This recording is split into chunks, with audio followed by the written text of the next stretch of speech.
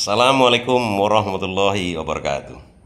Kenapa kita terus-menerus harus mendukung Anies Baswedan? Pertanyaannya, ya karena rekam jejaknya jelas. Rekam jejak Anies ini mengerti kita, kepedulian dia, niat dia memimpin itu niatnya untuk mensejahterakan rakyat, cocok dengan Undang-Undang Dasar 1945, melindungi segenap bangsa Indonesia, memajukan kesejahteraan umum, mencerdaskan bangsa. Bukankah Anies Baswedan itu seorang guru?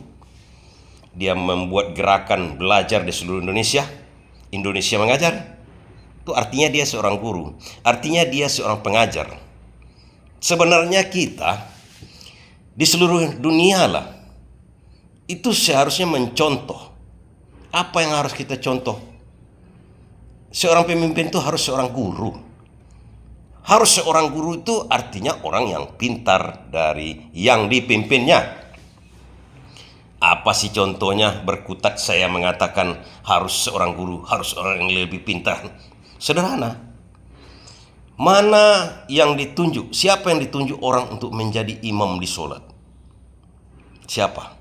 Apakah orang yang lebih bodoh dari kita dalam soal agama? Apakah orang yang lebih pintar dari kita masalah teknik-teknik, kemudian masalah agama dia kurang, adabnya kurang, akhlaknya kurang, tabiatnya kurang? Itu yang kita tunjuk. Jelas di sini dikatakan, dipahami. Secara naluri kita akan menunjuk orang yang lebih pintar dari kita, orang yang lebih alim, orang yang lebih baik akhlaknya dari kita.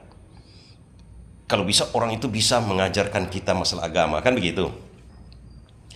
Dan kalau kita merujuk lagi ke belakang, jauh ke belakang sana, bukankah nabi-nabi itu seorang guru, penunjuk jalan? Coba tanyakan ke saya, ataupun debat saya masalah siapa nabi itu yang bukan seorang guru, atau rasul itu seorang guru? Bukankah dia berdakwah?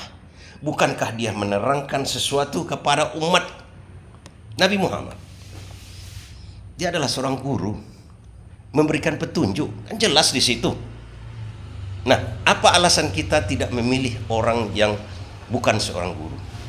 Apa alasan kita memilih orang yang lebih bodoh dari kita? Sementara alam mengatakan, pilihlah orang yang lebih pintar dari kita untuk menjadi pemimpinmu. Jangan pilih pemimpin yang bodoh. Karena kenapa?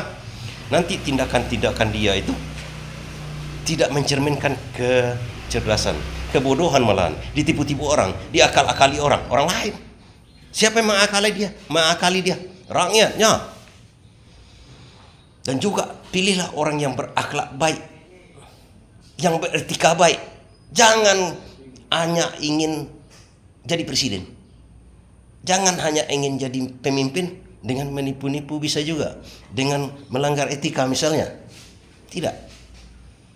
Nabi Muhammad itu karena dia memimpin, bisa jadi pemimpin umat itu karena satu, dia adalah seorang guru, seorang yang pintar,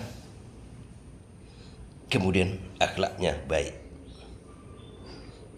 Dan kalaupun kita mendukung Anies Baswedan, kita teruskan sekarang, kan sudah kalah. Tidak, 2029 kan masih ada. Ada sejarah yang menerangkan kepada kita bahwa harapan kita harus punya, misalnya kita dalam peperangan misalnya kan, ada yang sebenarnya yang kunci dari sebuah peperangan itu, kemenangan dalam peperangan itu adalah kemenangan harapan. Sebuah pasukan bisa saja kekurangan makanan, kekurangan persenjataan. Kita seperti memerdekakan diri kita misalnya kan. Tapi kalau harapan sudah mati di situ, sudah kurang di situ, hancur sudah. Hancur sudah. Sama juga dengan harapan para pejuang kemerdekaan kemarin. Kalau dia tidak mempunyai harapan, Indonesia tak akan merdeka. Tapi kalau harapan ada, makanan kurang, makanan tak ada, senjata tak ada, bisa menang, bisa mencapai tujuan. Mungkin kawan-kawan yang tahu sejarah penaklukan Konstantinopel oleh Al-Fatih tahun 1453 Masehi, Sebenarnya dulu udah pernah dikatakan oleh Nabi Muhammad dalam hadisnya. Suatu saat nanti yang menaklukkan Konstantinopel, boleh dikatakan sekarang, kalau zaman sekarang Konstantinopel dengan Roma itu sama dengan Rusia dan Amerika sekarang, negara super kuat juga pada waktu itu. Tapi Islam pun pada waktu itu sama juga dengan Jerman atau Jepang lah, kekuatannya juga diperhitungkan. Makanya mereka tidak mau menyerang kekhalifahan Islam, kuat juga. Cuma Nabi Muhammad sampai dia meninggal, sampai kemudian Umar bin Khattab, sampai Ali, sampai terakhir 7 abad baru bisa menaklukkan Konstantinopel, menaklukkan Rusia misalnya, kita sebagai negara kuat juga, sebagai negara Jerman misalnya. Tapi hadisnya sudah dikatakan oleh Nabi Muhammad, Konstantinopel itu akan ditaklukkan oleh Islam nanti, dan pemimpin yang terbaik dalam panglima perang itu adalah pemimpin yang menaklukkan Konstantinopel itu. Kenapa bisa ditaklukkan Konstantinopel itu? Ada harapan, karena hadis Nabi ini dipercaya akan terjadi berlomba-lomba lah. Mulai dari waktu itu Umar menjabat, kemudian Ali, mereka ingin, sampai berikutnya Utsman segala macam berusaha menyerang menaklukkan Konstantinopel, tapi gagal. 7 abad berikutnya Al-Fatih yang menaklukkan itu. Apa artinya di situ?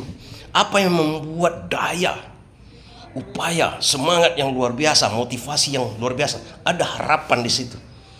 Harapan bahwasanya kalau kita penakluk di situ, kitalah yang terbaik umat Islam pada waktu itu. Memang Al-Fatih akhirnya menaklukkan itu. Dengan apa sebenarnya? Dengan harapan.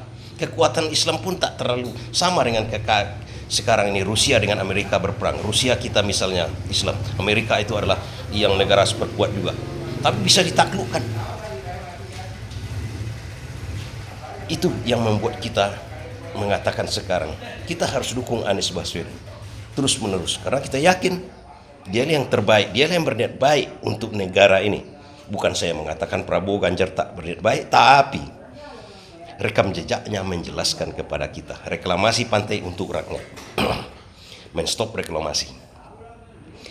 Kampung akuarium itu untuk rakyat, diusir oleh Ahok, rakyat di situ dikembalikan oleh Anies Baswedan, bahwasanya kampung akuarium, tanah kampung akuarium, tanah, bumi dan air Indonesia ini adalah untuk rakyat, bukan untuk oligarki, bukan untuk sebagian, untuk seluruh rakyat. Terima kasih ya.